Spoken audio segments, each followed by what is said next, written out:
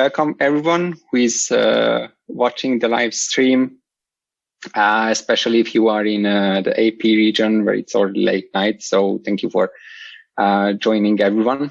My name is Csaba Fitzl, and I will talk about exploiting directory permissions on macOS. A few words about myself. I recently joined Offensive Security as a content developer to write trainings. I used to be a red teamer and a blue teamer before that for about 8 years. And recently I started to do plenty of macOS research, and this talk is also born out of that. I have a wife, 2 kids. We love to do hiking, especially in the Alps when we get a chance to get there. And I also do yoga. So let's start. The agenda for today, or for the talk, is first I will talk about the macOS file system permission model and all the nuances around it.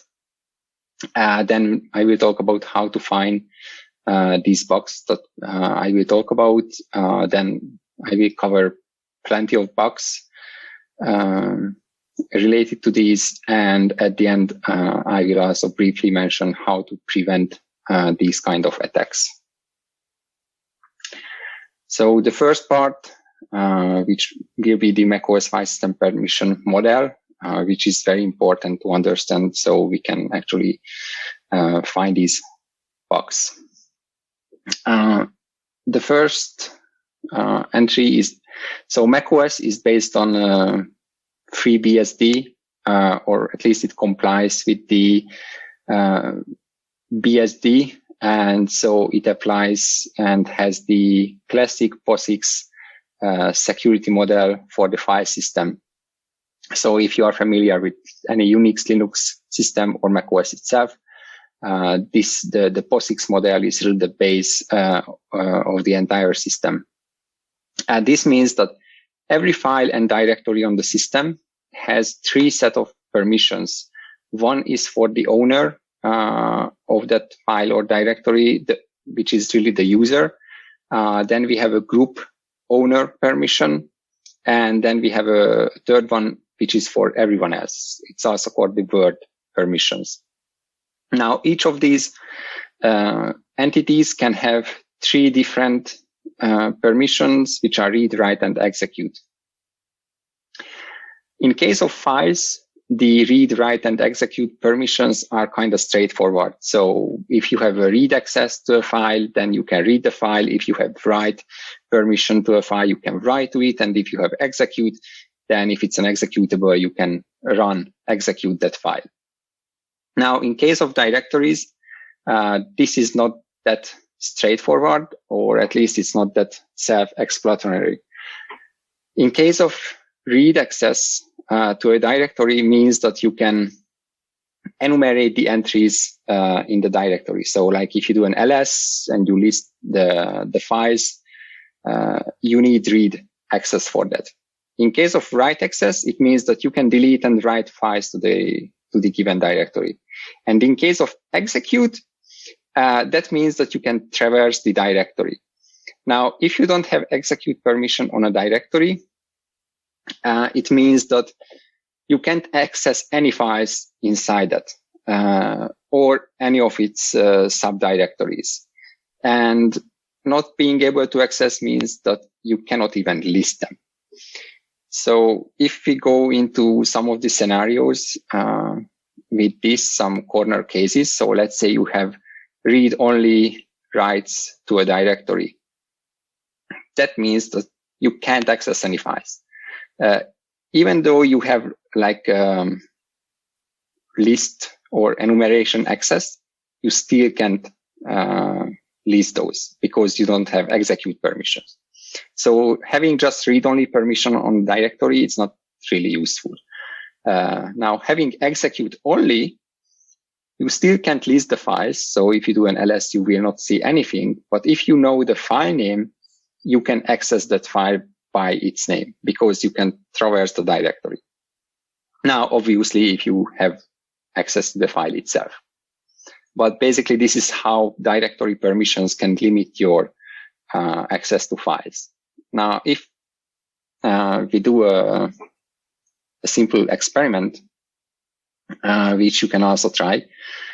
So let's create a directory, call it whatever you want. I called it restricted, and create a file inside it. I created AAA, and I put AAA into the file called AAA.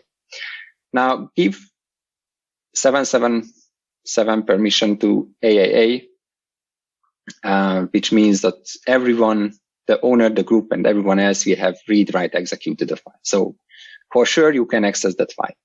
And to verify it, you can print out the contents, and we can see that we can see the contents of the file. Now, if you change the permissions of the restricted directory to 666, which means you basically only give read, write permissions to everyone, like the user, the group, and everyone. Then if you try to print out the contents of AAA, you will get an access denied. Now, if you try to list the directory, you will not see anything, although you have read access. And again, you can just verify that indeed it's only read, write access on the directory. You can try to list that file, but again, you get permission denied. Or if you just, Now, if you change back the directory rights to 755, so you give everyone read, execute permission, you can list again the files, and you can see that our file is there. Now, two interesting scenarios which can lead to a potential bug or some exploits. One is that, let's say you don't have execute permission on a given directory, but there is a file inside to which you would have access based on the file permissions. But you cannot access it because of the directory limits you. But potentially there is a way to leak out that file from that directory outside, and then you will be able to read that file. We will see about for this kind of leaks. Now, there is a more broader one, which probably 90% of the bugs I will talk about. If you have read-write access on a directory or read-write execute, so you can delete, create files. You can delete and create files regardless of the permission. So let's say there is a file owned by root in a directory where you have write access. You can delete that file. Now, I think that's not intuitive, because you would expect that, okay, if the file is owned by root and no one else has access to the file, you can't touch it. But that's not true if you have write access to the directory. You can delete it and then create other files. So this is the main scenario that we will exploit in the upcoming cases. Now, a few other, so this is a base case, the POSIX model, but there are many other modifiers to the permission model, and one of them is flag modifiers. There are many flags. I will not cover all of them. There are two which are important from an exploitation perspective. One is the uChange, UCHG, or uimmutable. They are all the same, but just different names. That means that no one can change the file until that flag is removed, even root. Now, a root can remove the flag and then delete the file, but by default, until the flag is there, you cannot do that. So if there is a file owned by root and it has the uChange flag, you can delete it. You cannot delete it even if you have write access to the given directory. And there is another one which is macOS specific. It's the restricted. It basically means that it's protected by SIP, System Integrity Protection, which basically means not even root can modify those files. They are write protected. This is typically the core system files, core system binaries. And you basically, if you want to touch those, you need a special Apple entitlement for that, which of course you will never get. If you list the root folder on macOS, you can do ls-l capital O. You will see all of these flags. There is a couple of restricted, which means that it's protected by zip, as said. There are a couple of folders or directories seen as hidden. It means that it's hidden from Finder by default. You can still list them on Finder, but by default, you will not see all of these directories. Now, there is another important modifier. It's called a sticky bit on directories. And it means that the file system will treat those files in such directories in a special way. So only root, the directory owner, or the file owner can rename or delete these files. This is typically applied for temp directories. And it basically involves that everyone on macOS or Linux has write access to temp folder. So you can write your own files there. But because of this sticky bit, let's say I'm putting there my files and John is putting there his own files. I cannot delete his files because I'm not the owner of the directory and the files, and I'm not root. Additional temp is usually owned by root, so it's really only the root and the owner who can change those files, which basically means if there is a file in the temp folder, you cannot delete it if it's owned by someone else. So this is like another exception for our case before, when you owned, you had write access to the directory, but you could still delete files which were owned by root. In case the sticky bit is set, you cannot do that. Now there is an other control because the POSIX model is not granular enough, so you cannot really do unique permissions per user. So there are access control lists you can attach to files with plenty of access control entries, and it can be applied to multiple users groups. So you can do individual user rights or group rights for files and directories for file, and even the permissioners are broader than the standard read, write, execute. For example, for files you have additional append rights, and for directories you have a search, add file, add subdirectory, delete child, and so on. Although this model exists, I haven't seen it widely used. It's being used to some extent, but it's not that widely used on the system. So it's not that significant from our perspective, but still worth mentioning.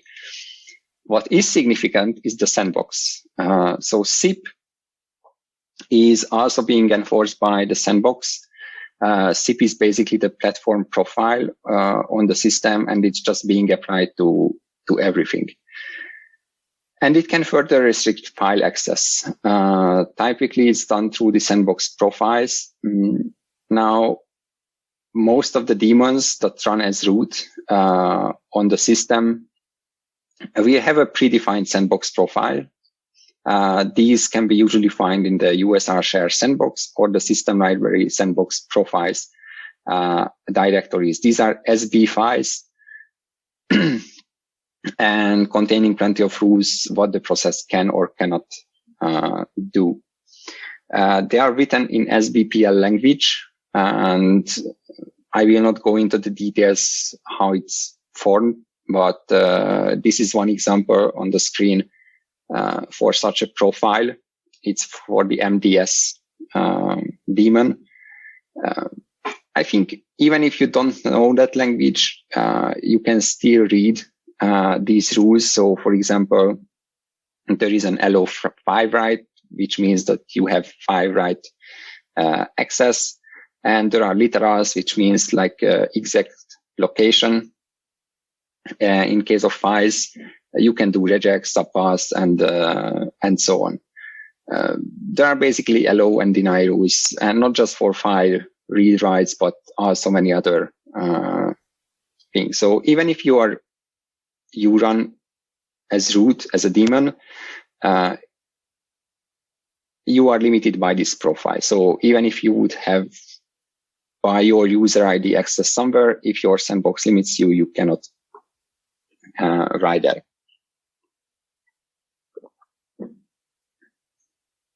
So that was the theory. Let's go and find some bugs.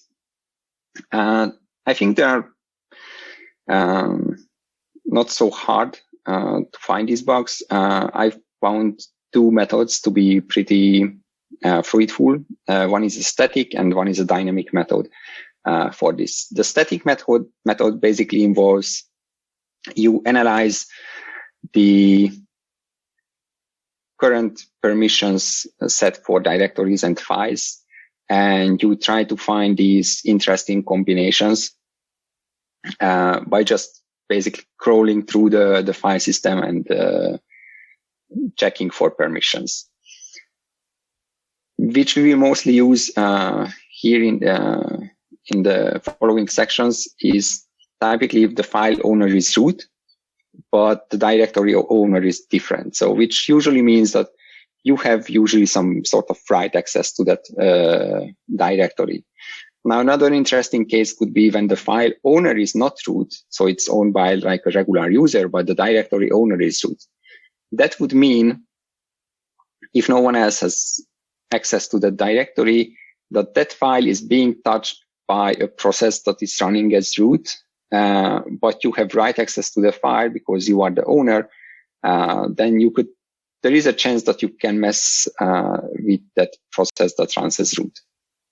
The third case is kind of similar to the first one, but it's more broader. So the file owner is root, and basically through one of your group membership, you have write access to the directory. But maybe you are not the owner of the directory. Maybe it's owned by root, but maybe the admin group has write access to the directory. And there is a fourth case. I also found one use case for it. It wasn't that significant, but still worth mentioning. When the file owner is not root, but the group is wheel. Wheel is really the group where root belongs to. And then the parent folder is also not root owned, so you likely can do something with that file and maybe gain access to the wheel group.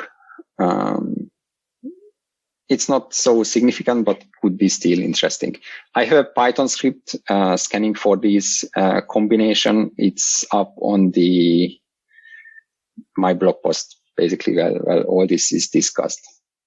Now, there is a dynamic method. Basically, you can monitor for this relationship dynamically. So every file, write or read, you can monitor, and you can check for these the previous combinations in terms of the process, is it running as root, and if you as a user has write access to that file.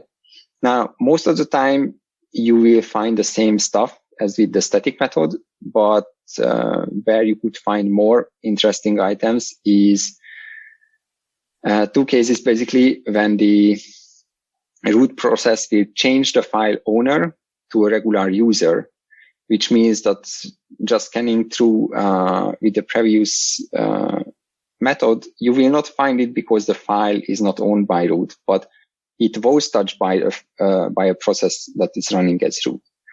And also, if the process is just reading from the file as a root process, but you are the owner of the file, maybe then if it's a configuration or something, then there is a chance you can affect that process that runs as root.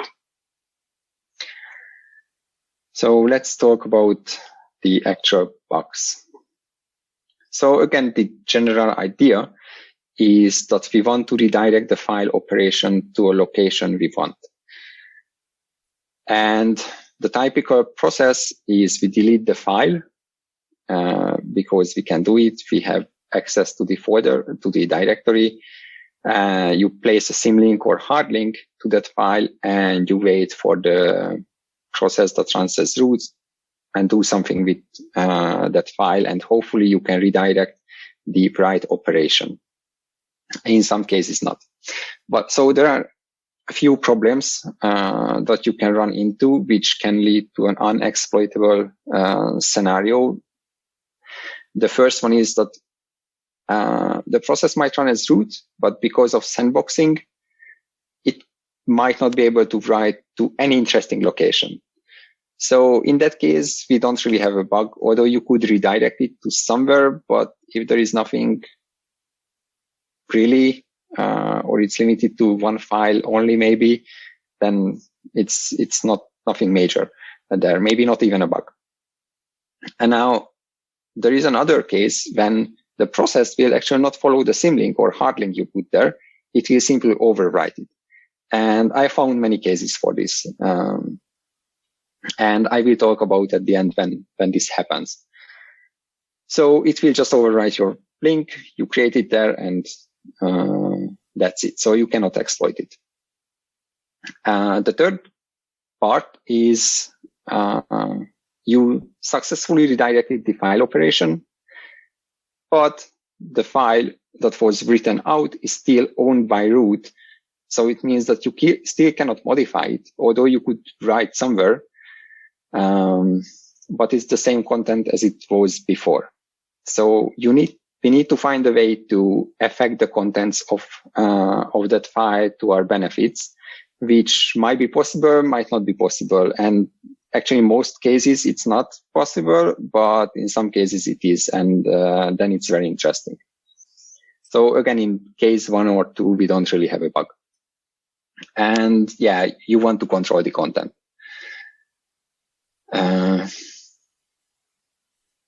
Or there is another case. Let's say it's a configuration file that you can touch.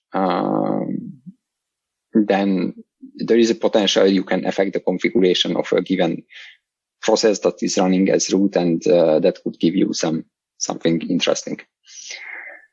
So the first bug I will talk about is the install history.plist file.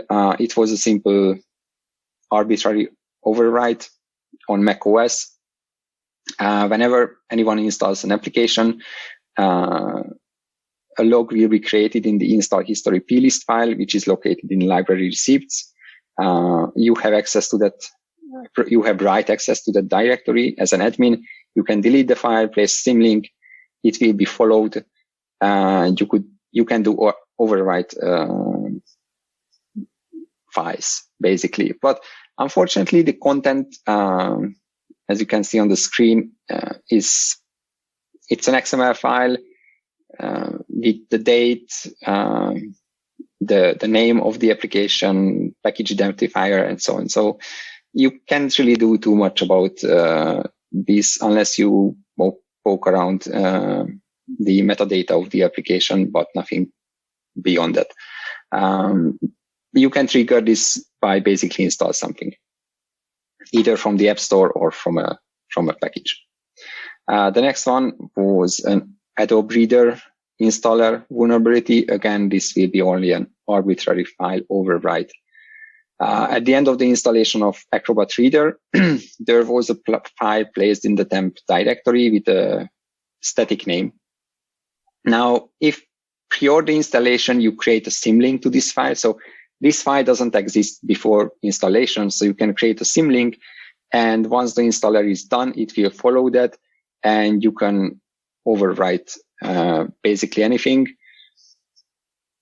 It has a fixed content. So again, nothing major here. Now, the following one was more interesting bug. This is again something for macOS. There is a Diagnostic Messages History.plist file in the library application support crash reporter directory with read permission. Now you can again place a symlink to this, delete this file and place a symlink somewhere. And what happens, there will be no overwrite happening. But if you point that symlink to a plist file, then the file permissions, the target file permissions will be changed to read, which means you can grant word read access to any plist file on the system, and you can grant group write access to any plist files on the system. the owner and the group of the file will not be changed. So it will remain whatever it was originally, but you can still potentially extend permissions. Especially you will grant global read access to these plist file, which are typically configuration files. You can trigger this bug by going to the analytics and improvement settings on privacy and clicking around the settings. And if you modify these settings, then this file will be touched. And you can look for interesting plist files. There are two on the screen, which normally only root has read access, but by redirecting this operation, you can grant global read access to these files, and you can check their contents. But again, overwrite will not happen, but you can get new permissions. The next one is file disclosure vulnerability on macOS involving the fontmover process. So the library fonts directory on macOS has a group write permission set for the admin user. So this means if you are in the admin group, which like regular users, if you run macOS in a single user mode, you can drop the files. This folder is really containing the system-wide fonts on the system, and we will see, but I think this privilege for the admin user is really not necessary in this case. So how the exploitation happens. So you download the font, any font really, you double click it and the font wizard or whatever will come up. And before you move on, you need to set the install location to computer instead of the user. Now, in case of the user, it would go to your home folder to library fonts. In case of computer, it will go to the library fonts directory, what I just mentioned before. So you press install font, install ticked. You will get an authentication prompt to root in case of the computer, and then the file will be copied over. Now, this is why I said that I think the admin user shouldn't have write access to this location, because you will get a root prompt anyway. And if you will force to authenticate for the process, it's pointless to maintain that permission.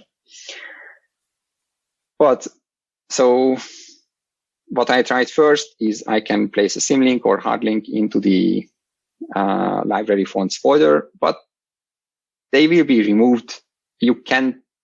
I never could win the race condition. And even if it worked, fontmover is sandboxed. So if you check the fontmover sandbox profile, it can only really write to library fonts, which is kind of the same place where you have already have write access. But the file disclosure vulnerability happens with regards of the source file. So when you do I will go back. So when you do the install font here, and you get this screen, at this point, you can swap the source file, the font you are trying to install. And if you place a symlink there for the source file, fontmover will follow it and read out that file from whatever it is and place it to the library fonts folder directory. And it will maintain the original permission of the file that it moves. So at first sight, this is not really interesting because the file is being moved to a location what you already control, and the file permissions are unchanged. So like if you didn't have read access to it before, you will not get read access to it. But there was this POSIX corner case in case you had user or everyone, or so you had read access to the file, but you didn't have execute permission on a directory where this file lives, then you never could read this file. Now with this process, basically you can leak out this file to a location where you have directory execute permissions, and then you can read this file. So it's kind of limited. And again, it's a corner case of all these permissions. But potentially, again, you can leak out files and read files that you could never do before. And maybe you can find some tokens or passwords or some interesting data that you can leak this way. Yeah, exploitation is what I mentioned before. Before you click install ticked, you can replace the file, and then you can read the file, whatever you copied. The fix was basically they verify their file replacement. So if you messed around with the file during this process, the link will not be followed. So you can't copy out files from a custom location. Next one is again just a file overwrite vulnerability, but it will be interesting because we can control the content to some extent. So it's the usual story on the private log diagnostic messages. Directory is writable, and there are a bunch of ASL log files, and you can exploit them through hard links. And actually, when you put your hard link there, you might need to reboot the system, so it will actually use that hard link. But again, it's the standard story with the redirection. Now, this is the log file. So there is a potential that we can control the content, and yes, we can, but unfortunately only partially. These are ASL logs. ASL is, I think, the Apple system log. It's a very old API. I believe it might be even getting deprecated. These days, there are very few documentation around it. And if you check around the private log location, there are many ASL log files. So this is not the only one. And it's kind of, I couldn't figure out how you end up in one ASL log bucket versus the other. And also, if you look on these specific ASL logs on the diagnostic messages folder, then it seems like a sort of predefined logs with some data or with some fields and with some data around it. So I never saw like any custom string, but I kept looking and I finally actually did found one log which contained like a string and not a predefined field in the log, which was the CalDev account refresh completed. Searching for this text, it led me to the calendar persistent private framework. And if we reverse engineer that framework, there is a stand statistics function, and it will call the call message tracer object or class as log function. The call message tracer log, and you can see that the CalDev account refresh completed is a custom string coming from this location. So let's follow the call message tracer that leads us to calendar foundation. And if we check the call message tracer function, I used Hopper for reversing it.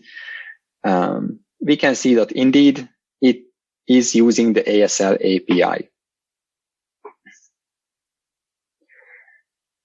And if you start to reverse, okay, if I have a custom message coming, then how should I end up in that diagnostic messages log bucket? But it started to be really complicated, and I just stopped reversing at that point, because we already have a function which, if we provide it with a custom string, it will log for us in the diagnostic messages log file. So basically, we need to import the calendar foundation dylib. We need to load it. We need to look up the class, the call message tracer, and we can invoke its function. Patrick Wardle has a really nice post around reversing PKG util, and he walks through how to use private APIs, how to import those API, how to look up classes, and how to use their methods, basically. So I just followed that, and basically it was a really short script to send logs to this bucket. And I could insert a custom string, whatever I wanted, into the log file. Now, unfortunately, the way the entire log file is set up, even if you delete it and start from scratch, so you send in you will be the one who is sending in the very first log file. You cannot really use it for code execution because of the file header and so on. But I think it can be still a useful trick to reversing private APIs and somehow partially controlling content. The next bug is Adobe Reader macOS installer. This was actually a full privilege escalation. It was in the Acrobat Update Helper app component. There is a directory created in the temp folder during the installation. Of course, it will be owned by root. But there are two plist files in this directory structure that at the end of the installation will be moved into the library launch daemon folders. These files, again, are on fixed location. And the issue was that, okay, I created the directory and everything before the installation in the hope that, okay, the installer will move my files. But unfortunately, the installer deletes if there is an existing folder with that name.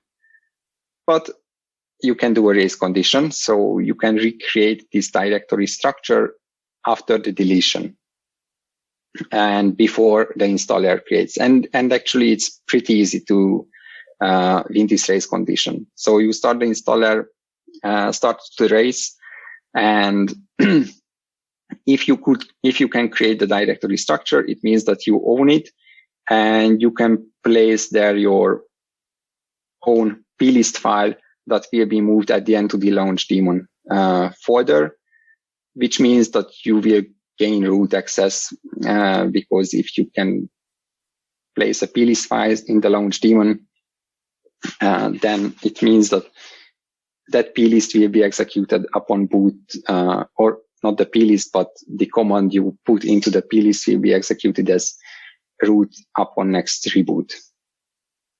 Now, the last bug to cover is the done with the macOS periodic scripts through mono pages.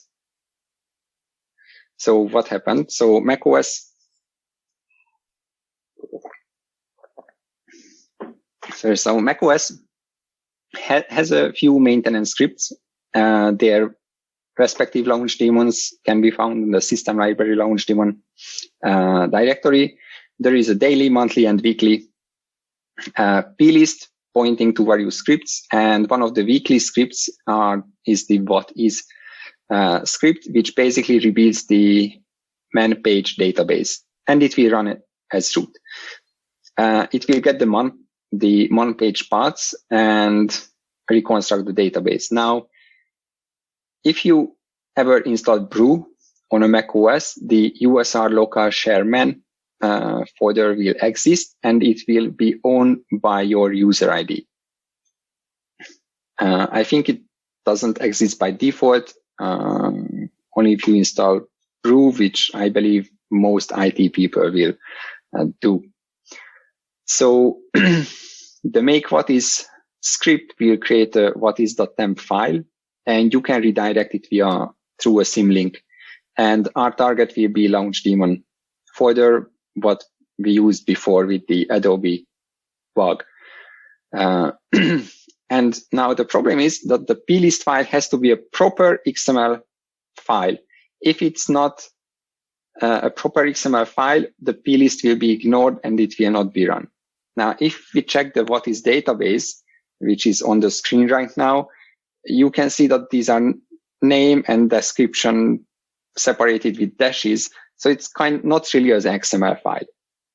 Now, the left part of the database is derived from the file name of the man page file. And the second column is taken from the name, basically the entire name section of the man file. So how do we get an XML from this? The first step, we take the man page file, go to the name section, and the second part, and basically the string, the long string that would be the description for the man page, we put our XML there. We put our entire plist file in a one line. And we put a start of comment at the very end, because this will be one of the man pages, and there will be many others. We want to comment out everything else that comes after this, and then it will be a valid XML file. We have our plist, which is also a valid XML file. We just need to take care of the first part now. Now, the second, step 2,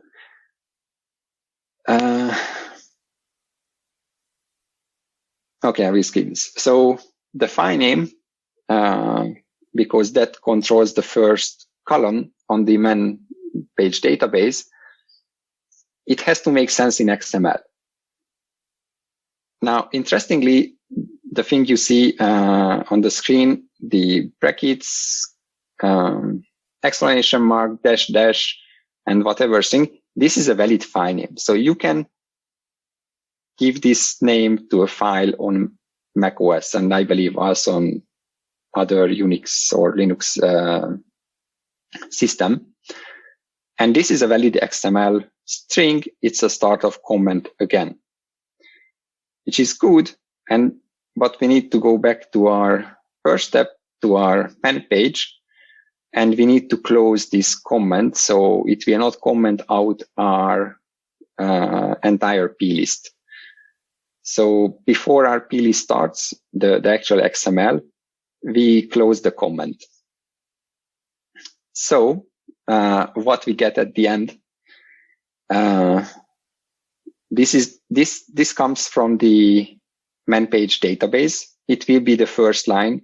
Because of our special characters we use for the file name, it will actually go to the top.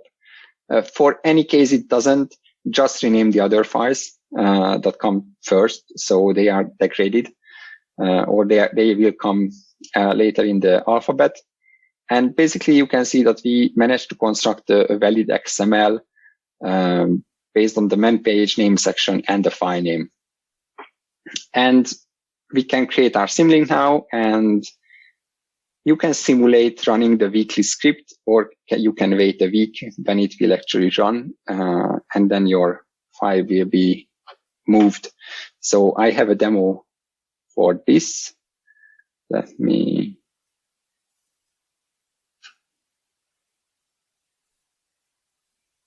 share my VM. Ooh.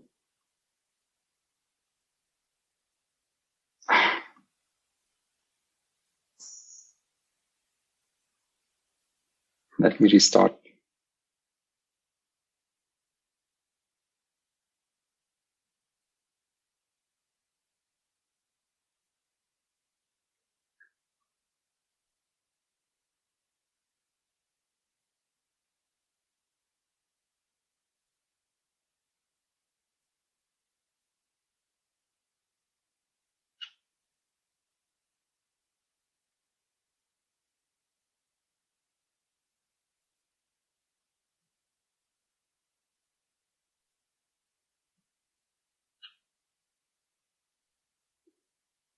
Okay, hopefully you can see my VMware.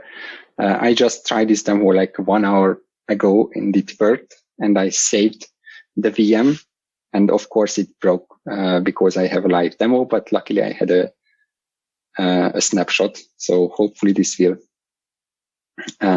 work.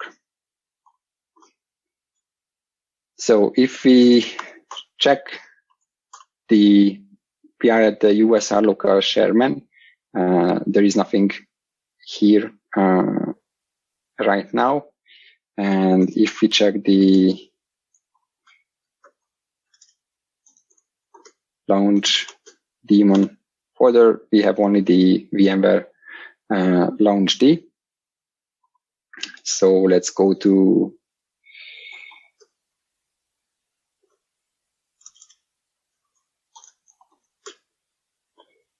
desktop, and I have a script to make this exploit.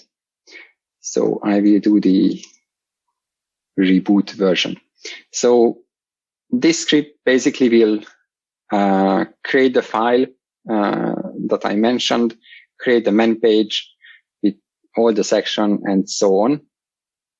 And it will also create a Python script which will be invoked by the launch daemon plist file. So everything should be created right now. So if we go back and check the location, we can see that we have a symlink, the whatis.temp, pointing to the library launch daemon comp sample load plist file. And if we list the man page location, we can see that we have a file name named with this brackets, exclamation mark, and so on. So now I will not wait a full week, but if you are an attacker like a malware, you probably will, but I will simulate now running of the weekly script. You can do this by running sudo periodic weekly, as it's running as root. We run it with sudo. Again, this will run as root on a weekly basis, but now I just emulating that point. So right now it's run, and if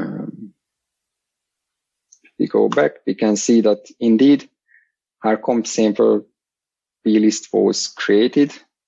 And if we check that,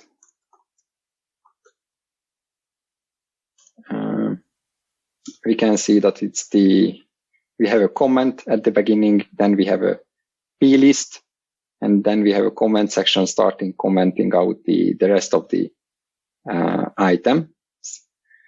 Now I could reboot it, or basically just again emulating a reboot on the system.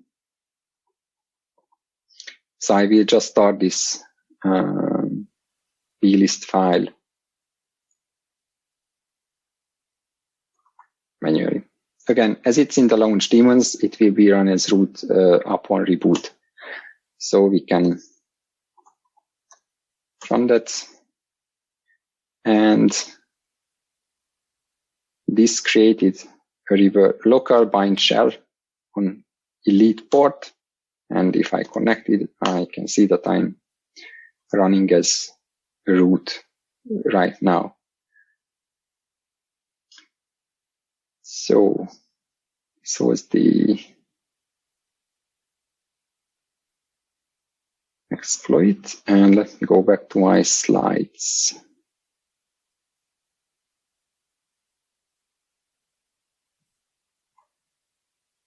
So the last one to mention is bypassing OverSight alerts. So OverSight is a really great tool created by Patrick Fardell to monitor if your webcam or microphone is being used, and you can basically allow or block that operation.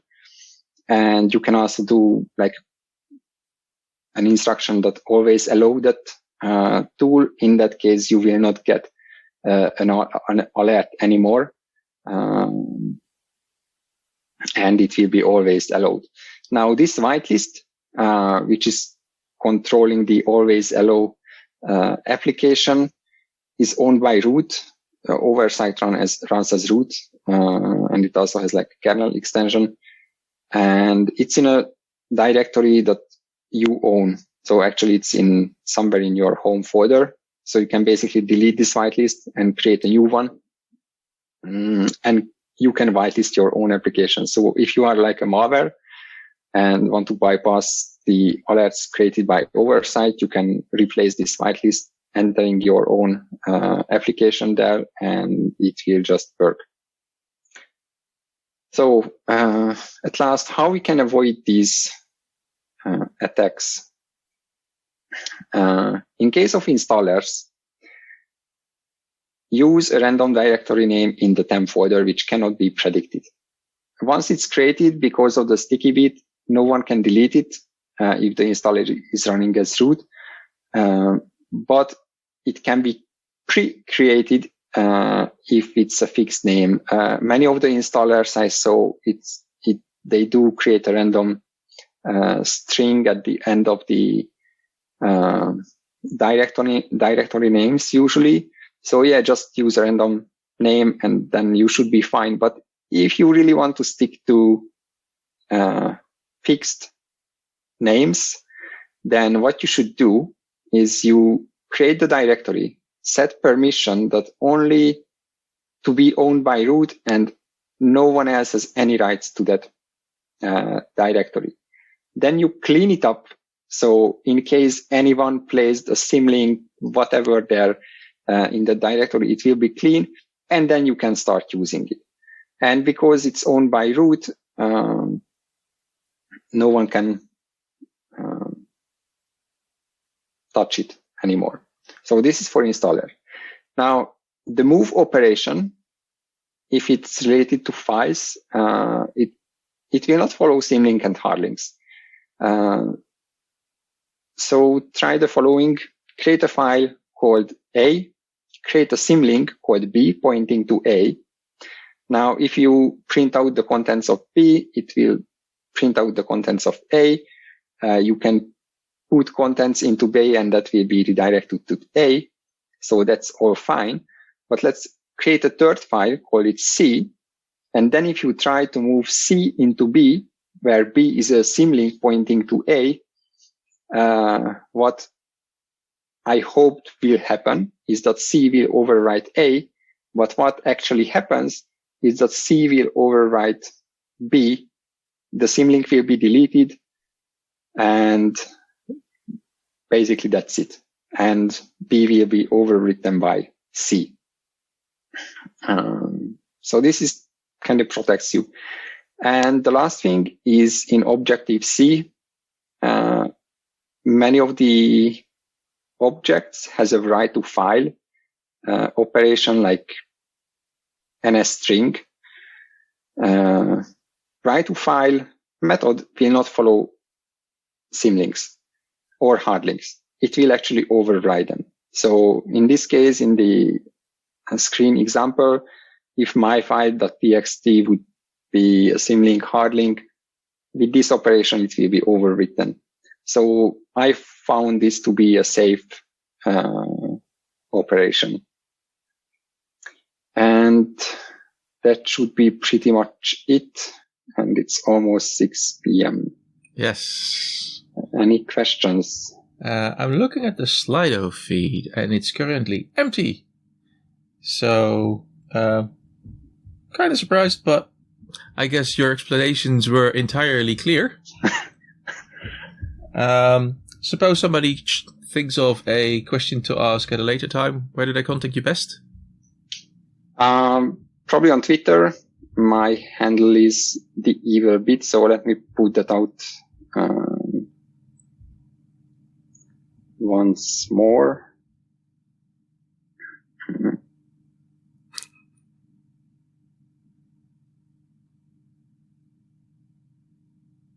All right. Yep. So, yeah. I think my DMs should be open, or if not, then tweet, tag me, and I will get back to you. All right, cool. Then I'm going to say thank you very much for your talk.